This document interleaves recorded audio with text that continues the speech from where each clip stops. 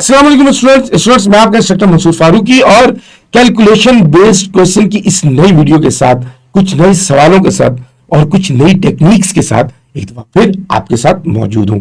Students, आए आज के इस वीडियो लेक्चर को स्टार्ट करते हैं और सीखते हैं कुछ मजीद टेक्निक्स और सॉल्व करते हैं कुछ मजीद प्रॉब्लम्स बगैर कैलकुलेटर के। तो स्टूडेंट्स, हमारा पहला सवाल, the current in a conductor is 5 ampere when the voltage between the ends of a conductor is 12 volt, the current in the same conductor if the voltage increased to 42 volt is, जो हमें options देते हैं 17.5, 19.5, 23.5 या 29 ampere. Students, जो बात हमें यहां पर समझनी है वो ये है कि उसने हमें कहा है सेम कंडक्टर। जब कंडक्टर सेम हो गया तो ये वो चीज होगी जो हमारी कैलकुलेशन को आगे बढ़ाएगी। हम ये कहते हैं कि resistance is equal to V over I। अब जब रेजिस्टेंस सेम है तो पहले जो वोल्टेज था और जो करंट था उसकी रेशो और जो बाद में वोल्टेज और करंट है उसकी रेशो बराबर हो जाएगी। यानी हम कह सकते हैं V1 over I1 is equal to V2 over I2। हमें क्या कैलकुलेट करना है? हमें कैलकुलेट करना है I2, जो बाद में 42 वोल्ट की वजह से करंट डेवलप हुआ। सो I2 किसके बराबर हो जाएगा?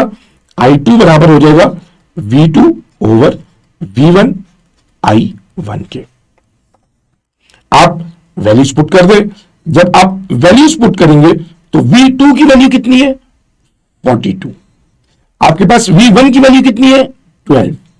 आपके पास I1 की वैल्यू कितनी है? 5। आप इसको फर्दर सॉल्व करें। लाइक मैं इसको 3 के साथ अगर डिवाइड करूं तो यहां पर मेरे पास 4 आ जाएगा और यहां पर मेरे पास 1 और 1 वो आगे चला गया 12, तो उसको साथ हम जब डिवाइड करेंगे तो ये 14। अब 14 को 5 से मल्टीप्लाई कर दे आप तो ये 70 डिवाइडेड बाय 4। अब मैं इस डिवीजन को करता हूं इस आर्म मेथड के साथ और मैं कहता हूं 70 को जब मैं 4 के साथ डिवाइड करता हूं तो सबसे पहले 1 और 4 और ये मेरे पास 3 और ये 0 आ गया। अब मैं फर्दर देखता हूं तो 7 के साथ तो ये 28 और यहां से मेरे पास 2 आ गया। अब इससे आगे मुझे करने की जरूरत नहीं है क्योंकि 17 के साथ जो वैल्यू बन रही है हमारे पास एक ही ऑप्शन है। लेकिन हम फिर भी अगर करना चाहें तो यहां पर पॉइंट लगाएंगे, यहां पर 0 लगा देंगे, 5 और ये 20 और ये डिवीजन कंप्लीट। यहां पर इसका मतलब है कि हमारे पास ऑप्शन ए बेस्ट ऑप्शन है। दूसरा सवाल देखते हैं। A wire of length 5 meter, radius 2 millimeter has resistance of 2 ohms. That length of a wire of same material, ये बड़ी इंपॉर्टेंट बात आ गई, but of radius 4 millimeter will also have resistance of 2 ohm. अब यहां पर हमें देखें कि उसने हमसे लेंथ पूछ ली है। उसकी वजह उसने जो नई चीज यहां पर इंट्रोड्यूस करवाई वो ये कहता है कि रेजिस्टेंस सेम रहे। जो रेजिस्टेंस पहले थी वही रेजिस्टेंस बाद में रहे, मटेरियल सेम है। उसने रेडियस चेंज किया है, तो जब रेडियस चेंज किया एरिया चेंज होगा, एरिया चेंज होगा तो लेंथ भी अकॉर्डिंगली चेंज करनी पड़ेगी हमें। वो ऑप्शन हमें देता है वो 5, 10, 15 या 20 मीटर। अब देखिए, जब सेम मटेरियल है ना तो हम इसी को बेस बनाते हैं और लिखते हैं rho is equal to RA over L। अब इसकी बेस में मैं कह सकता हूं कि जनाब R1 A1 over L1 is equal to R2 A2 over L2। Resistance तो दोनों केसेस में सेम है। R1 is equal to R2, तो फिर से कैंसिल आउट कर देते हैं। एरिया किसके बराबर है? एरिया है पाई R स्क्वायर के बराबर, तो वैल्यू लिख देते हैं पाई R1 स्क्वायर ओवर L1 पाई R2 स्क्वायर ओवर L2। पाई पाई के साथ कैंसिल आउट हो गया। आपके पास आपने L2 कैलकुलेट करना था, L2 की वैल्यू किसके बराबर आ गई? क्रॉस मल्टीप्लीकेशन, तो R2 square over R1 square into L1। R2 की क्या वैल्यू आपके पास? 4 मिलीमीटर। R1 की क्या वैल्यू आपके पास? 2 मिलीमीटर। L1 की क्या वैल्यू है आपके पास 5 मीटर। अब जब आप स्क्वायर करेंगे तो 4 का स्क्वायर 16 इंटू 10 रेज पर -6, 4 इंटू 10 रेज पर -6 into 5। Further cancellation, further solutions. अब 4 को सिंपल 5 से मल्टीप्लाई कर दें तो 20 मीटर आपके पास आंसर, यानी ऑप्शन डी यहां पर बेस्ट ऑप्शन है। Resistance of a wire of uniform diameter D and length L is R. The resistance of another wire of another material with twice the resistivity than first wire, diameter 2D, length 4L will be. अब आपने यहां पर बुनियादी तौर पर resistance बतानी है और ऑप्शन जो है आपके पास R2, R4, R या R/2। अब देखिए R is equal to rho L over a, और जो दूसरी वायर है अगर मैं उसको देखूं तो मैं कहता हूं कि वो होगी R प्राइम रो प्राइम L प्राइम ओवर ए प्राइम। अब उसने कहा हमें कि जो उसकी रेजिस्टिविटी है वो 2 टाइम्स है, तो मैं इसको लिख देता हूं 2 रो। उसने मुझे कहा कि जो उसकी लेंथ है वो 4L के बराबर है, तो मैं इसको लिख देता हूं 4L। उसने हमें कहा कि जो उसका डायामीटर है ना वो जनाब 2D हो गया। अब एरिया को डायामीटर के साथ कैसे रिलेट करना है, ये बड़ी इंपॉर्टेंट बात है। हम ये कहते हैं कि area is pi R square, can be written as pi D square by 4। उसकी वजह क्या है? उसकी वजह ये कि radius half of the diameter होता है। अब जब मैं उस टर्म को यहां पर इस्तेमाल करता हूं ना, तो इसमें मैं कहता हूं कि जब आपने इस डायमीटर को डबल कर दिया तो एरिया बेसिकली 4 टाइम इंक्रीज हो जाएगा। एरिया बेसिकली 4 टाइम इंक्रीज हो जाएगा, यानी एरिया यहां पर बन जाएगा 4A। अब 4 से कैंसिल, तो आपके पास बन गया 2 रो L ओवर A। अगर आप इस रिलेशन को यहां पर इस्तेमाल करें तो जो आपके पास सेंस डेवलप होगी वो R prime is equal to 2R की सेंस डेवलप हो रही होगी। तो हम कह सकते हैं कि यहां पर हमारे पास ऑप्शन बी बेस्ट ऑप्शन है। अगला सवाल, the temperature of A black body radiating at 27 degree Celsius is increased to 327 degree Celsius, then emitted energy will increase by, जो ऑप्शन है 4, 8, 12 या 16 टाइम्स। अब ये बात याद रखिएगा, हमें 27 डिग्री सेल्सियस से कोई काम नहीं है, हमने इसको देखना है केल्विन में। और जब मैं इसको केल्विन में देखता हूं तो मैं कहता हूं 27 प्लस 273, यानी ये बन गया मेरे पास 300 केल्विन। जब मैं इसको देखता हूं तो मैं कहता हूं 327 प्लस 273, यानी ये बन गया मेरे पास 600 केल्विन। अब बुनियादी तौर पे हुआ क्या? हुआ ये कि टेम्परेचर डबल हो गया। अब हमारे पास स्टीफन बोल्ट्जमैन लॉ मौजूद है और वो कहते हैं कि जनाब जो एनर्जी रेडिएट हो रही होती है per unit time per unit area वो 4th power of the temperature के साथ रिलेट करती है।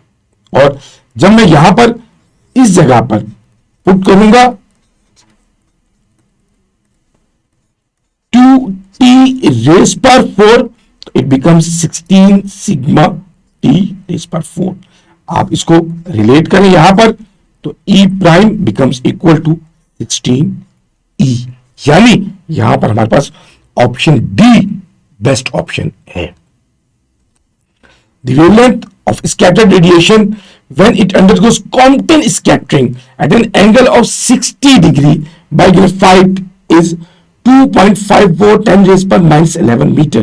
Then the wavelength of incident photon कितनी होगी?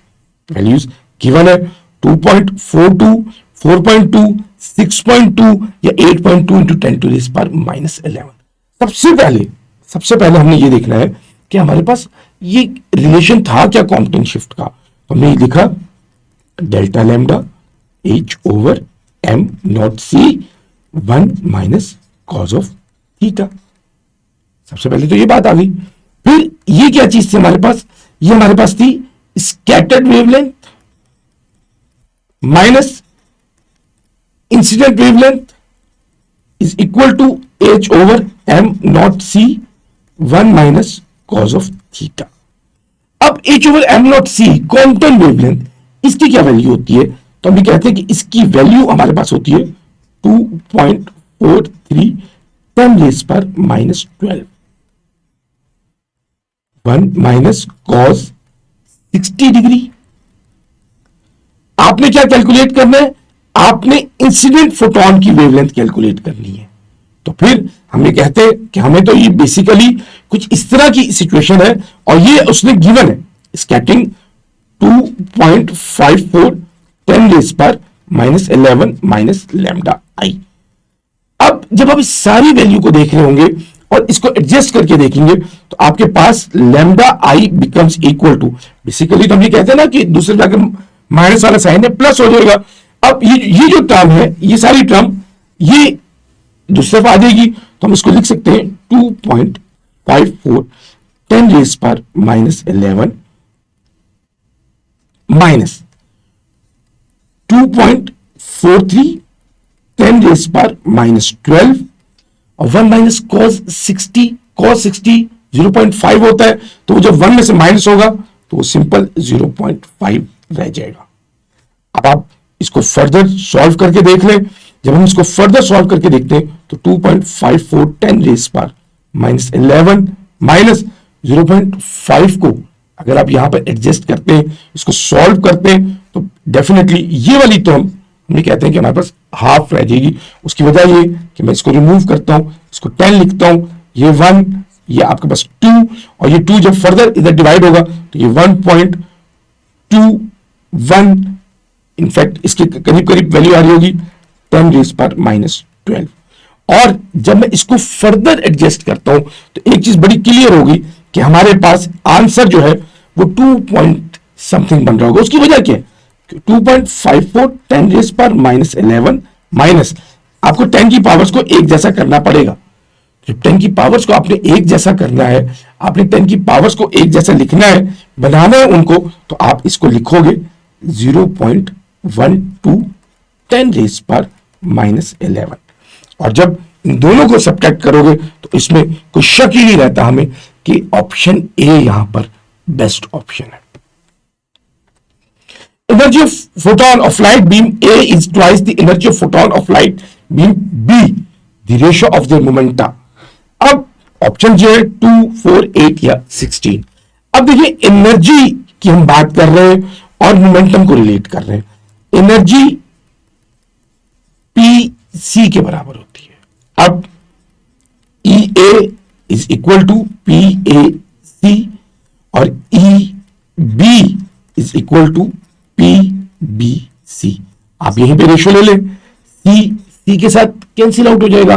अब उसने हमें क्या बताया, उसने हमें कहा कि एनर्जी जो है बीम A की वो ट्वाइस ऑफ बीम B है, तो आप इसको लिख सकते हैं कि 2EB ओवर EB। ये बात मैं कैसे लिख सकता हूं, ये बात मैं ऐसे लिख सकता हूं कि जो उसने हमें इंफॉर्मेशन दी, उसने हमें कहा कि आपके पास ये जो हमें इंफॉर्मेशन दे रहा है उसके मुताबिक EA is equal to 2 times of EB। Cancellations, so PA over PB is equal to 2, यानी ऑप्शन ए हमारे पास इनफैक्ट यहां पर बेस्ट ऑप्शन है। हम ये कहते हैं कि ऑप्शन ए हमारे पास यहां पर बेस्ट ऑप्शन है आपके पास, क्योंकि एक ये डायरेक्ट रिलेशन है और इस डायरेक्ट रिलेशन में हमें कोई और बात यहां पर फर्दर कैलकुलेट करने की जरूरत नहीं है। सो ये हमारे पास एक वीडियो लेक्चर था, इसको देखें। इसमें कुछ शुरू में खासतौर पे वो जो रेजिस्टिविटी और रेजिस्टेंस वाली बातें उसको बड़े अच्छे से समझे, सीखे और उन रिलेशंस को याद रखें, क्योंकि वो रिलेशन बहुत इंपॉर्टेंट है।